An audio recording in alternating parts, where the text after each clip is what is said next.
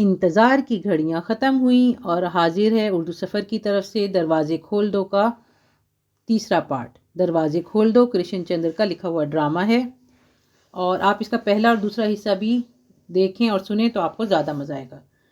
Recap में आपको बता देते हैं। किरदार पंडित रामदयाल कमल कुंज बिल्डिंग के मालिक, कमलकांत उनका बेटा, करीमुल्ला एक साइंसदान, मिसिस करीमुल्ला उनकी बीवी, मिर्ज़ा इरशाद हुसैन रामदयाल का मैनेजर, लाला आफ्ताब रॉय फ्रंटियर का हिंदू पठान, मिसिस आफ्ताब रॉय उसकी बीवी, मुन्नन लखनऊ का तंबाकू फरोश, मिस एजाबेला कोलिव नौजवान और खूबसूरत लड़की, डॉक्टर एडवर्ड कोलिव उसका बाप, अंकल राम भरोसे उनका पुराना मुलाजिम, लच्चू एक सिंधी दलाल, वेल्लू एक मद्रासी होटल वाला, रंगारंगी एक मद्रासी दलाल, इनके अलावा शकूरा मुलाजिम 6 साल का एक लड़का, 2 कुली, एक पंजाबी सिख बढ़ई और बिल्डिंग इंजीनियर मुखर्जी, चंद मलयाली मजदूर।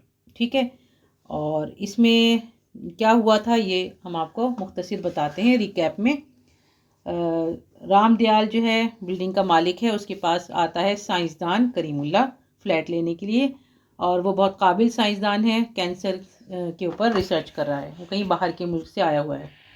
उसकी बीवी भी साथ में आती है और उनके हुलिये से देखने से लगता है कि वो हिंदू हैं, बोलचाल भी वो इसी तरीके से करते हैं।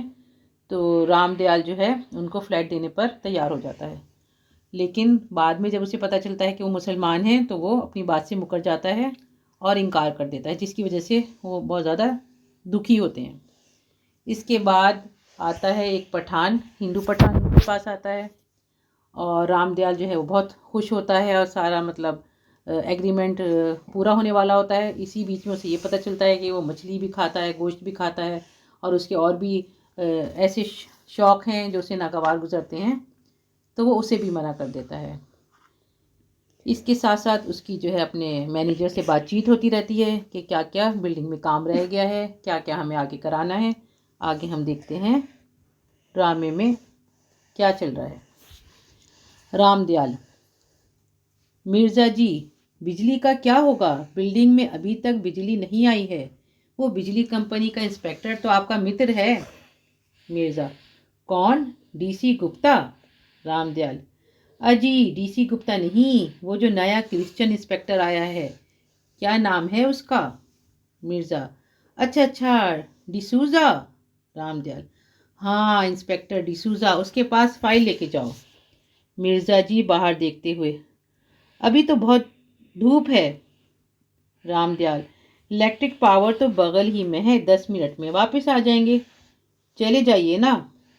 उठकर चलने लगते हैं कि इतने में एक आदमी खुले पायचों के पजामे और सिल्क का कुर्ता पहने पान कल्ले में दबाए हुए दाखिल होता है और मिर्ज़ा जी को पहचान कर बड़े ज़ोर से मुसाफा करता है। मुन्नन: आहा अच्छन मियाँ। मिर्ज़ा: अरे मुन्नन, तुम यहाँ कहाँ?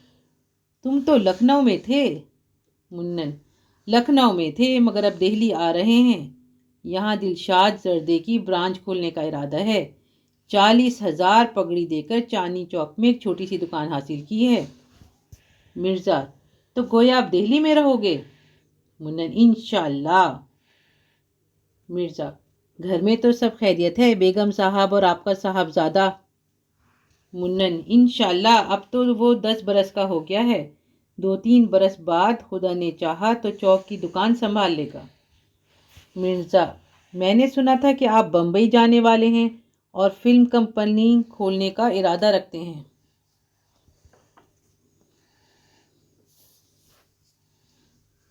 मुन्नन: हाशा व कला, मेरा कोई ऐसा इरादा नहीं है। अच्छा मिर्ज़ा, तुम जानते हो हम लोग 7 पुश्तों से चौक में जर्दा तंबाकू बेच रहे हैं और वही बेचेंगे।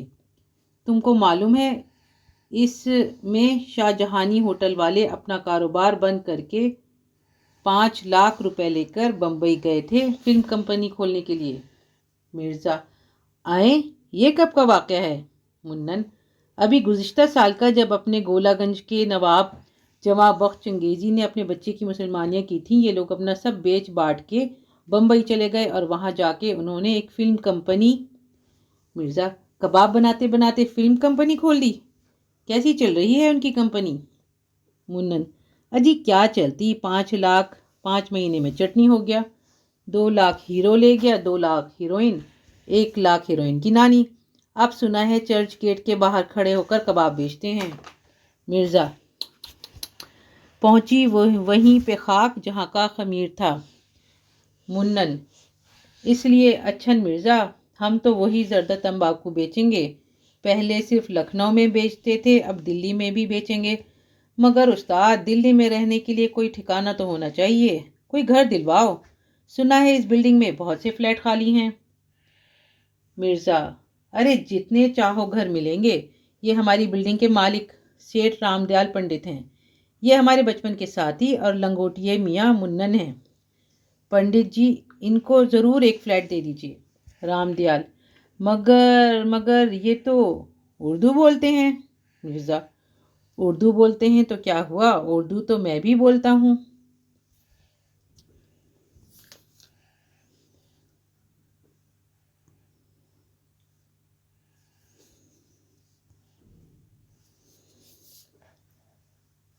रामदयाल, आप भी बोलते हैं और ये भी बोलते हैं, इसलिए तो मेरा मतलब है रुक रुक कर, इसीलिए तो मैं कहता हूँ कि मिर्ज़ा, आप क्या कहते हैं। रामदयाल, आप तो जानते हैं मिर्ज़ा जी, मैं तो सब बता चुका हूँ, मैं कैसे लोगों को फ्लैट देता हूँ। ये तो मुन्नन मियाँ हैं, मियाँ पर जोर देते हैं। मिर्ज़ा, ओहो समझा, अरे पंडित जी, ये जो मुन्नन भाई हैं ना, तो उनका असल नाम है महेश नारायण माथुर, ये महेश से हो गए मुन्नन, जैसे मैं इरशाद से हो गया अच्छन। अब समझ में आया, ये हिंदू हैं, हिंदू। रामदयाल, मगर बोलते तो उर्दू हैं। कमलकांत, तो क्या हिंदुओं के लिए उर्दू बोलना गुनाह है। पिताजी, लाखों हिंदू हैं इस देश में जो उर्दू लिखते पढ़ते और बोलते हैं, इसके अदब पर सर धुनते हैं, उसकी शायरी पर जान देते हैं। रामदयाल, मगर ये तो इंशाल्लाह माशाल्लाह हाशा कला कुछ कहते हैं। मुन्नन, अब साहब क्या करें, हमारे लखनऊ की तहजीब ही ऐसी है, 800 साल साथ रहने से बहुत से अल्फाज उनके हमारी ज़बान पर चढ़ गए, बहुत से अल्फाज हमारे उनकी ज़बान पर आ गए हैं। अब मेल जोल में तो यही होता है, इसमें क्या बुरी बात है। रामदयाल, जी नहीं जी नहीं, आप मुझको धोखा दे रहे हैं, मैंने तो अपने कानों से सुना है कि आपको खुदा की कसम खाते हुए। मुन्नन, बजा फरमाया, आपने ज़रूर सुना होगा, मैं अक्सर खुदा की कसम खाता हूँ और ज़रूरत पड़े तो भगवान की कसम भी खा लेता हूँ, मुझे दोनों ही अजीज़ हैं, मगर मैं आपको यकीन दिलाता हूँ कि मैं हिंदू हूँ, खुदा की कसम खाकर कहता हूँ कि मैं हिंदू हूँ। पंडित जी फिर भी शुबे की नज़रों से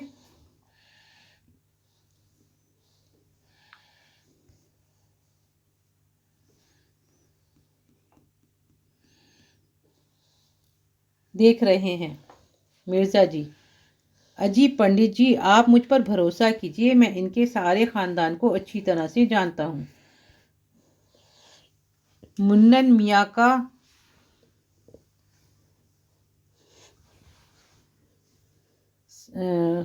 ख़ानदान सारे लखनऊ में क्या सारे यूपी में मशहूर है। गायस्तों में इनका ख़ानदान बहुत ऊंचा और सरबर आवर्दा माना जाता है। उनका नाम महेश नारायण माथुर, उनके बाप का नाम गणेश नारायण माथुर, दादा का नाम सतीश नारायण माथुर, परदादा का नाम हरीश नारायण माथुर, सगदादा का नाम, बस बस बस कीजिए। मुन्नन कहता है, बस बस कीजिए मिर्ज़ा जी, इस पर भी इनको यकीन ना हो तो चीफ कमिश्नर से शनाख्त ला के देता हूँ, मैं फ़ोटोग्राफ की। रामदयाल, नहीं नहीं, इसकी ज़रूरत नहीं है, अब आप कहते हैं और मिर्ज़ा जी कहते हैं तो मैं विश्वास किए लेता हूँ और उनके कहने पर मैं आपको फ्लैट दे देता हूँ। मिर्ज़ा जी और माथुर दोनों मुसरत से एक दूसरे की तरफ देखते हैं और खुशी से एक दूसरे का हाथ दबाते हैं। रामदयाल, मगर मेरी जो शर्तें भी हैं, मेरी कुछ शर्तें भी हैं। अब पंडित रामदयाल मिर्ज़ा जी और माथुर साहब के सामने हैं। पंडित जी मिर्ज़ा जी और माथुर साहब से मुखातिब हैं और माथुर और मिर्ज़ा जी की पुश्त हाजिरीन की तरफ है और पुष्ट की जानिब दोनों के हाथ एक दूसरे के हाथ में हैं। मुन्नन, फरमाइए। रामदयाल, जब तक आप मेरी बिल्डिंग में रहेंगे आपके घर में गोश्त नहीं आएगा। मुन्नन, कैसे नहीं आएगा? मैं तो खुद गोश्त पोस्ट का बना हुआ हूँ। क्या मैं खुद अपने घर में नहीं आऊँगा? रामदयाल, मेरा मतलब मांसाहार से श्रीमान जी। जब तक आप मेरी बिल्डिंग में रहते हैं आपके घर में गोश्त नहीं पकेगा। मुन्नन, नहीं पकेगा, बाहर से ले आवेंगे। रामदयाल, नहीं, बाहर से भी नहीं ला सकते। मिर्ज़ा जी से मुन्नन अपना हाथ छुड़ाना चाहते हैं मगर मिर्ज़ा जी ज़ोर से मुन्नन का हाथ दबा देते हैं। मुन्नन, अच्छा, बाहर से भी नहीं लाएंगे।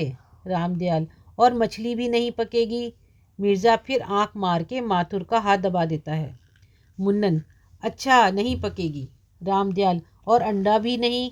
मुन्नन, ना सही। रामदयाल, और लहसुन भी नहीं और प्याज भी नहीं। मुन्नन, गोली मारिए दोनों को।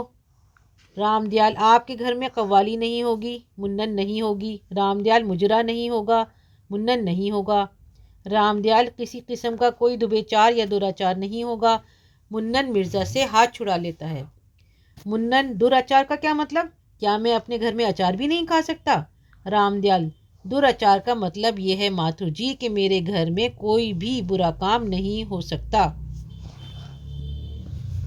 मुन्नन, तब तो शायद आप भी मुझसे इस फ्लैट की 4,000 पगड़ी नहीं लेंगे, 3 माह का डिपॉजिट नहीं लेंगे, 300 किराया नहीं लेंगे, 2 माह की दलाली नहीं लेंगे। ये सब लूटने के धंधे हैं। रामदयाल गुस्से से, मैं लूटने का धंधा करता हूँ? मुन्नन, हाँ, और ब्लैक का भी। रामदयाल, ब्लैक का भी? उफ। मुन्नन, आप बड़े भारी दुराचारी हैं। अगर कव्वाली सुनना, अंडा खाना और दाल में लहसुन या प्याज का भगार देना दुराचार में शामिल है तो 4,000 ब्लैक पगड़ी में लेना, 2 महीने की दलाली लेना और इस फ्लैट के लिए 300 लेना जिसका किराया कायदे से किसी हालत में 60 रुपये से ज़्यादा नहीं होना चाहिए, इससे बड़ा दुराचार तो मेरे जहन में नहीं आ सकता। रामदयाल, उफ उफ, मेरी दवा, मेरे दिल की दवाई। कमल कांत जल्दी से मेज़ की दराज से दवा की एक शीशी निकालता है। दवा की एक ही खुराक बोतल में बाकी है। पंडित रामदयाल बोतल मुंह से लगाते हैं। मिर्ज़ा जी आहिस्ता से मुन्नन से कहते हैं, बेचारे को ब्लड प्रेशर की शिकायत है। मुन्नन, जब कुछ खाएंगे पिएंगे नहीं तो यही होगा। मिर्ज़ा जी, इस वक्त इन्हें कुछ मत कहो, मैं किसी वक्त इत्मीनान से इनसे बात करके तुम्हारे लिए घर ठीक कर दूंगा। मुन्नन, नहीं मिर्ज़ा जी, आप तकलीफ़ ना करें, मुझे यहाँ मकान लेना ही नहीं है। ये मत करो, वो मत करो, ये मत खाओ, वो मत खाओ। अजी, आप मालिक मकान हैं या कि फूड कंट्रोलर हैं? मिर्ज़ा जी से हाथ मिलाकर, मैं जाता हूँ, फिर मिलेंगे, बाहर जाता है। रामदयाल, आज तो अष्टग्रह का दिन मालूम होता है, कोई ग्राहक भी ढंग का नहीं आता। माथे पर हाथ मारता है और खाली बोतल देखकर दराज में रख देता है। कमलकांत, आप भी तो गजब करते हैं पिताजी। आखिर आप इस बिल्डिंग में रखेंगे तो किसे रखेंगे? एक बीवी वाला मुसलमान आप नहीं रखेंगे, उर्दू बोलने वाला आपको पसंद नहीं, कव्वाली सुनने वाला आपको पसंद नहीं, मांस मछली खाने वाला आप नहीं चाहते, प्याज और लहसुन वाला आप नहीं चाहते, पंजाबी को आप नहीं रखेंगे, बंगाली को आप नहीं रखेंगे, मलयाली को आप नहीं रखेंगे। आखिर आप रखेंगे तो किसको रखेंगे इस घर में? आधा हिंदुस्तान तो हिंदुस्तान जात बाहर कर दिया आपने। रामदयाल, इस घर में वो रह सकता है जो मर्यादावादी है, जिसे हमारी प्राचीन सभ्यता और संस्कृति पर गर्व है।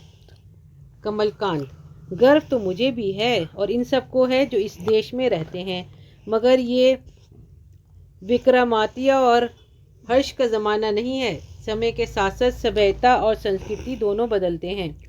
इस देश में हमसे पहले नीग्रू आए, फिर दरावड़ आए, फिर आर्य आए, फिर मंगोल आए, मुसलमान आए, अंग्रेज़ आए और अब एटम बम आने वाला है।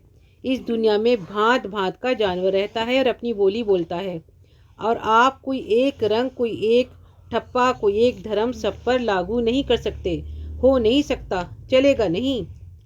रामदयाल, मगर इस बिल्डिंग में तो वही चलेगा जो मैं चाहूँगा, जैसे अब तक होता आया है, जैसे अब तक पुरानी 8 बिल्डिंगों में चला है। कमलकांत, मगर ये नई बिल्डिंग है। 2 मद्रासी इसी मौके पर अंदर आते हैं। एक का नाम वेलू है और दूसरे का रंगाचारी। वेलू रंगाचारी से, ओए यू अंडा बिल्डिंग, नरम बम ताला ताने। ओए यू अंडा बिल्डिंग, नरम बम नाला ताने। ये बिल्डिंग बहुत अच्छा है। रामदयाल, ये क्या कहता है? रंगाचारी सर हिलाकर, हमारा सेठ बोलता है तुम्हारा बिल्डिंग बहुत अच्छा है। वेलू पंडित को इशारा करके रंगाचारी से, ये प्रोप्राइटर होता। रंगाचारी सर हिलाकर, वेलू हिंदू होता। रंगाचारी, वेलू अंगल मोटा छाबड़ा। रामदयाल, ये मोटा अंगल क्या बोलता? रंगाचारी, हमारा सेठ बोलता तुम अंडा तो नहीं खाता। रामदयाल सर हिलाकर, राम राम। रंगाचारी वेलू से, छाबड़ दिल्ला, नहीं खाता। वेलू, अंगल मैन अराची छाबड़ दिल्ला। रंगाचारी पंडित रामदयाल से, मांस मच्छी तो नहीं खाता। रामदयाल, नहीं तो मगर। रंगाचारी फौरन मुड़कर वेलू से, छाबड़ दिल्ला, नहीं खाता। वेलू, अंकल साबूला अट्टी छाबड़ दिल्ला। रंगाचारी पंडित से, तुम प्याज व्याज तो नहीं खाता। पंडित जरा गुस्से से, नहीं, मगर तुम पूछने वाले कौन? रंगाचारी अनसुनी करके वेलू से, छाबड़ दिल्ला। रामदयाल, तुम मुझको दिल्ला दिल्ला क्या कहता? मकान का दलाल तो तुम है, हम तो इसका प्रोप्राइटर है। रंगाचारी, हमको मालूम, पर हम अपने सेठ खातिरी करता। किस वास्ते को हिंदू बिल्डिंग वाला मांगता? इस वास्ते हम इसको बोलता कि तुम सेठ है, तुम अंडा प्याज मांस मच्छी नहीं खाता। मालिक मकान को अच्छी तरह से समझाने की कोशिश करते हुए, ये बहुत धर्म कर्म वाला सेठ है।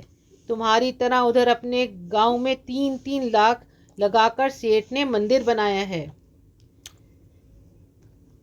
रामदयाल खुश होकर, जय राम जी की। वेलू हाथ जोड़कर, नमस्कारम। रामदयाल, आप क्या करता? रंगाचारी, अरे यू तुम हमारे सेठ को नहीं जानता।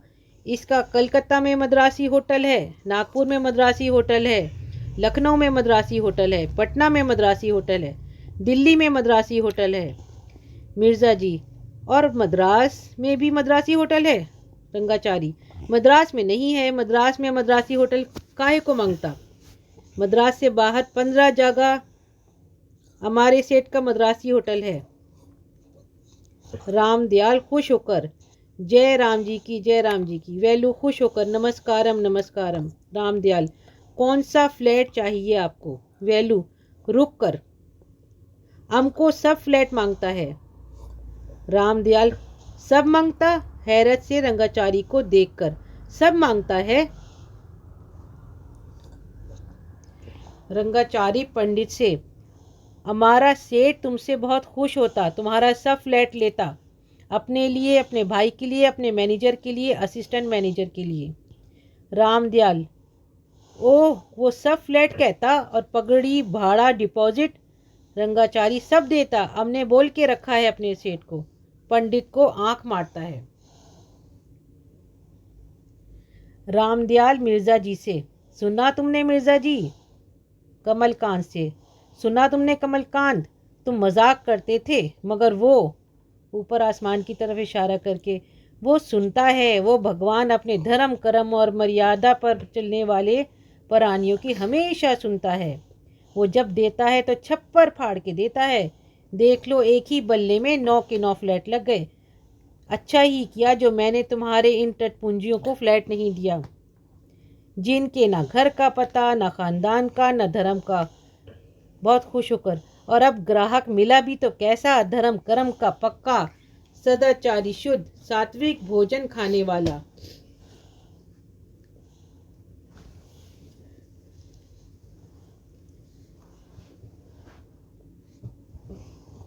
रंगाचारी और बाल ब्रह्मचारी भी है।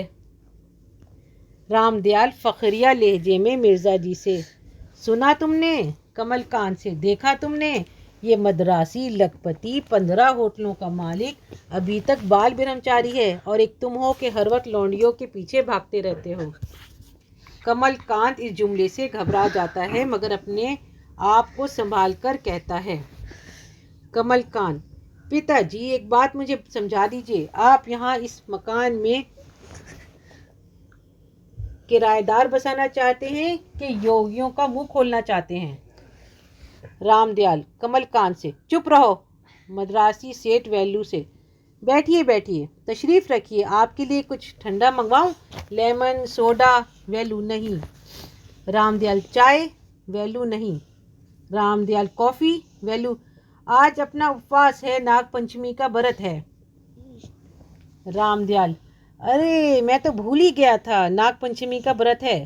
फखरिया अंदाज में, देखा तुमने मिर्जा जी? सुना तुमने कमलकांत? ये मद्रासी 15 होटलों का मालिक होकर आज भी नाग पंचमी का व्रत रखता है और एक तुम हो जिस दिन से पैदा हुए हो उस दिन से आज तक एक फाका भी किया तुमने? कमलकांत, फाके वो करें जिनके घर में रोटी ना हो, मैं क्यों करूं? रामदयाल, उसको देख लो, वेल्लू के कंधे पर हाथ रखकर, ऐसा होता है असली और खरा हिंदुस्तानी। ये है हमारे देश की सभ्यता और संस्कृति की सच्ची तस्वीर। ये है मेरा आदर्श। हाथ जोड़कर, जय राम की, जय राम की, जय राम जी की, जय राम जी की। वेल्लू जवाब में हाथ जोड़कर, नमस्कारम नमस्कारम।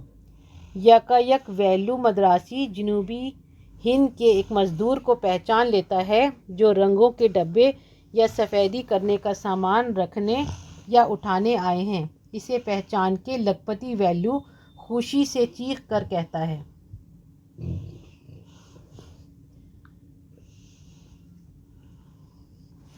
वेल्लू, ओए यू मानकुट्टी। मानकुट्टी, ओए यू वेल्लू। दोनों बगलगीर होते हैं। वेल्लू, तुम यहाँ कहाँ? मानकुट्टी, 8 साल से दिल्ली में हूँ, बिल्डिंग में रंगोरोगन का काम करता हूँ। और तुम यहाँ कैसे? वेल्लू, मेरा इधर होटल है, मद्रासी होटल।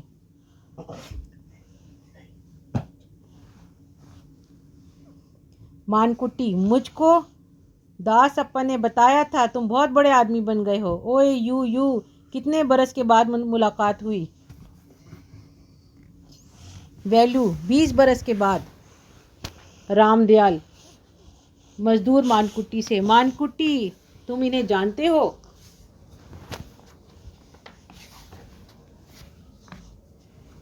पंडित रामदयाल वेल्लू के कंधे पर मोहब्बत से हाथ रख देते हैं। मानकुट्टी फखर से, ये वेल्यू है जी, मेरे गांव का लड़का, मेरे गांव के चमार का बेटा जो हमारे गांव से बाहर जाकर इतनी तरक्की कर गया।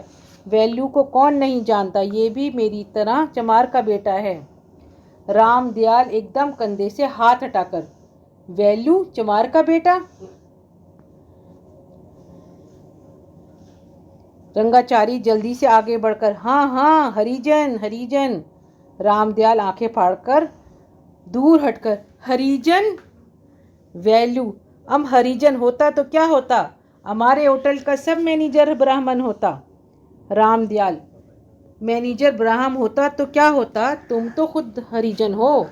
वेल्यू, और मेरे होटल का सब कुक बावर्ची ब्राह्मण होता। रामदयाल, कुक ब्राह्मण होने से क्या होता है, तुम तो खुद हरिजन हो। कमलकांत, हरिजन है तो क्या हुआ?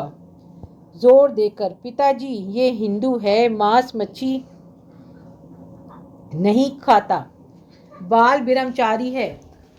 रामदयाल, मगर हरिजन तो है और मैंने इसको छू लिया है और अब मैं गंदा हो गया हूँ, अब मुझे स्नान के लिए जाना पड़ेगा।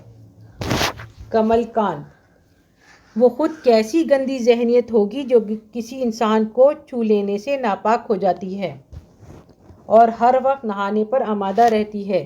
इस जहनियत को गंगा जी में डुबो देना चाहिए, हमेशा के लिए। रामदयाल, बेटे क्या समझते नहीं हो? ये आदमी हरिजन, हरिजन यानी अछूत, यानी नीच, शूदर। वैल्यू यकायक उदास होकर गहरी गंभीरता से, तुम नीच बोलता हमको? हाँ, मैं हरिजन। सीने पर हाथ रखकर, मैं हरिजन, तुम्हारे घर की झाड़ू, सड़क का पत्थर, बाजार का कुली, रेल का पहिया, कारखाने का हाथ, खेत का हल, मगर मेरे बगैर तुम एक दिन जिंदा नहीं रह सकता। फिर तुम मुझसे क्यों नफरत करता? कमलकांत, इसलिए कि तुम हमारे जुल्म की ढाल, हलक का लुकमा, तहजीब का आंसू भी हो। 5000 साल से हम तुम्हें खाते, निकलते और उगलते चले आ रहे हैं। अगर हम तुम्हारे एहसान का इकरार कर लें तो तुम्हें खाएं कैसे? वैल्यू, इस घर के अंदर इंसान रहता है कि मगरमच्छ? कमलकांत, यही मैं भी जानना चाहता हूँ, इंतहाई परेशानी से अपना माथा पकड़कर। मुझे ऐसा लगता है जैसे मैं पागल हो जाऊंगा। ओह, इट इज़ ऑफुल। रामदयाल, चुप रहो, तुम्हारी फिलॉसफी यहाँ नहीं चलेगी। यहाँ बहस की कोई गुंजाइश नहीं है। जोर देकर, इस बिल्डिंग में कोई हरिजन नहीं रह सकता। मैं कहता हूँ और जो मैं कहता हूँ वही चलेगा यहाँ पर। रंगाचारी, तो तुम हमारे सेठ को फ्लैट नहीं देगा? रामदयाल, फ्लैट? तुम अगर दोबारा किसी हरिजन को हमारे यहाँ लाए तो हम तुमको मार मार के फ्लैट कर देगा। रंगाचारी गुस्से से, हाँ, बड़ा आया मारने वाला, क्या समझाया हमारे सेठ के पास तुमसे जास्ती पैसा होता। वैल्यू, और तुम हमको बिल्डिंग में जगह नहीं देता तो हम अलग बिल्डिंग बनाता, तुमसे ऊंचा, तुमसे बड़ा, तुमसे अच्छा, बिल्कुल अलग, बिल्कुल अलग। हम भी इसमें तुमको घुसने नहीं देगा। रामदयाल एक हाथ से नाक पर उंगली रखता है जैसे बदबू आ रही है और दूसरे हाथ से इशारा करके कहता है, जाओ जाओ।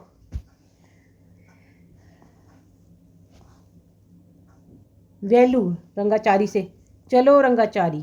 रंगाचारी, चलो सेठ।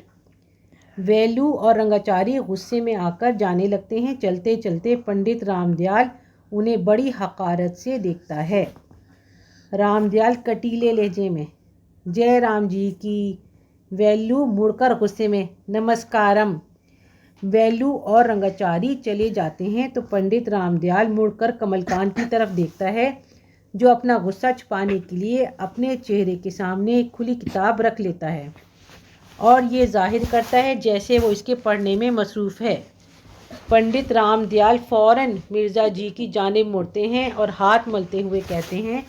मद्रासियों के जाने के बाद पंडित रामदयाल हाथ चलाकर कहते हैं, खस कम जहाँ पाक। मिर्ज़ा जी, अरे अरे पंडित जी, आप तो उर्दू बोलते बोलते फ़ारसी बोलने लगे।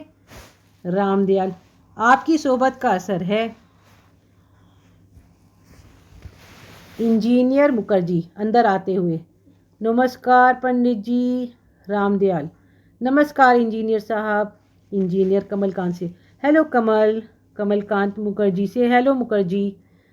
मुखर्जी पंडित रामदयाल से, ऊपर 4th फ्लोर पर फर्श की घुसाई घिसाई का काम शुरू करवा दिया है, चल के देख लेना, चल के देख लो। रामदयाल उठते हुए, चलिए। कमलकांत से, मेरे बाद कोई ग्राहक आए तो संभाल लेना। कमलकांत, आप बेफिक्र रहें, सब ठीक कर लूँगा।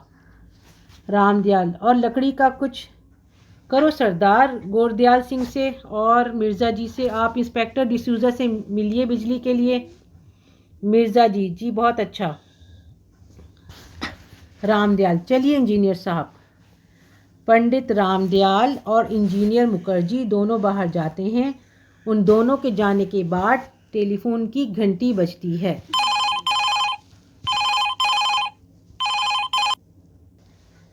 कमलकांत टेलीफोन उठा लेता है। कमलकांत, हेलो, कौन? अहमद खुश होकर, अरे अहमद कब से तुम्हारा इंतज़ार कर रहा हूँ, भूल गए आज हॉकी का फाइनल है। तुम तो गाड़ी लेकर आ रहे थे, गाड़ी ख़राब हो गई।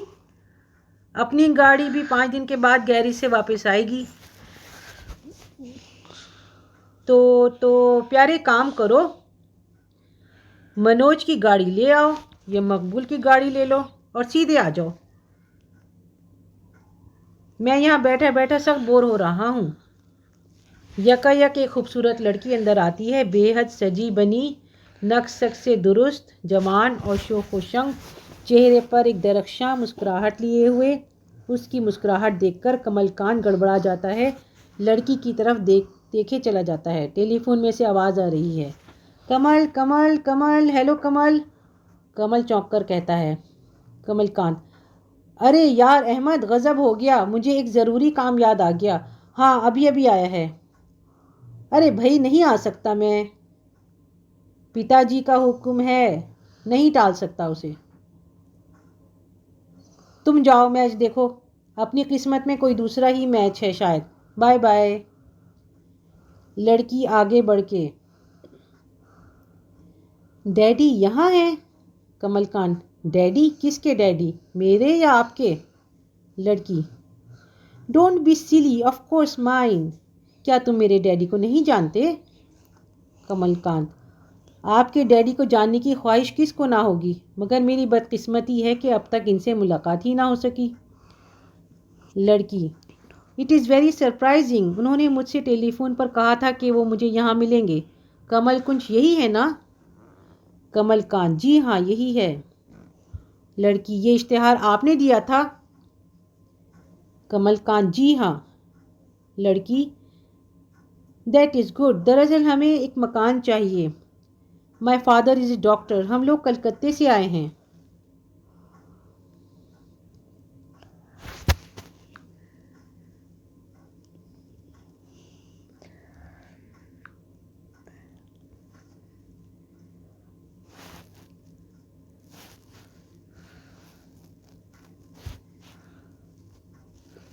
कमलकांत, कलकत्ता बड़ा प्यारा शहर है। लड़की, मगर बड़ा ओवर क्राउडेड है। कमलकांत, हाँ ओवर क्राउडेड तो है। लड़की, और बड़ा नॉइज़ी है। कमलकांत, हाँ नॉइज़ी भी है, आप बिल्कुल ठीक कहती हैं। लड़की, आप कलकत्ते गए हैं।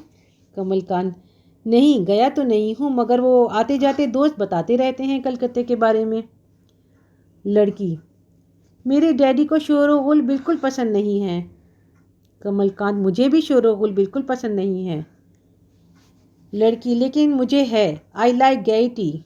कमलकांत, ओहो, गैटी गैटी की बात दूसरी है, रौनक और चहल पहल को कौन पसंद नहीं करता। हाथ फैलाकर, आई एम ऑल फॉर गैटी। लड़की घड़ी देखकर, डैडी अभी तक नहीं आए। कमलकांत, आ जाएंगे, जल्दी क्या है। लड़की, उन्होंने मुझे टेलीफोन पर कहा था कि वो यहीं कहीं पर किसी मरीज़ को देखकर यहाँ आ जाएंगे, मगर आपकी बिल्डिंग में कोई फ्लैट भी खाली है, वरना मैं यहाँ क्यों खामखा वेट करूँ। मिर्ज़ा जी, 1 नहीं 9 खाली हैं।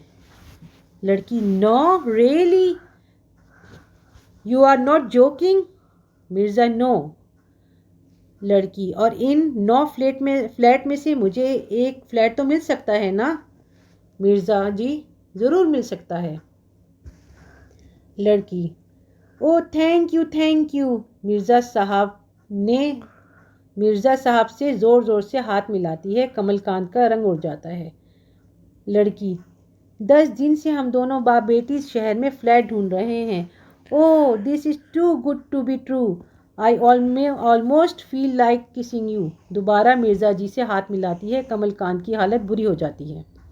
लड़की मिर्ज़ा से, आपका नाम। मिर्ज़ा, यूँ तो मेरा नाम मिर्ज़ा इरशाद हुसैन चंगेज़ी तखल्लुस आसी लखनवी है, लेकिन आप मुझे सिर्फ अच्छन कहें तो मुझे बहुत अच्छा लगेगा। लड़की, अच्छन, व्हाट अ स्वीट नेम, और आप कौन हैं। कमल की तरफ इशारा करके। मिर्ज़ा, ये भी यहीं काम करते हैं। कमलकांत गुस्से से, जी मैं इस बिल्डिंग के प्रोप्राइटर का लड़का हूँ। अब मिर्ज़ा जी मुँह बनाते हैं। मिर्ज़ा। लड़की, how nice, oh mister Kamalkant. Kamalkant. लड़की, please mister Kamalkant, for God sake मुझे एक फ्लैट दे दो। कमलकांत, 9 खाली हैं, आप कोई सा भी पसंद कर लीजिए। लड़की, वो मैं बाद में पसंद करती रहूँगी, लेकिन अगर आप इजाज़त दें तो मैं अभी अपना सामान मंगा लूँ होटल से, इधर ही है नई सड़क पर। कमलकांत, मगर। लड़की, look, I want to give my daddy a surprise.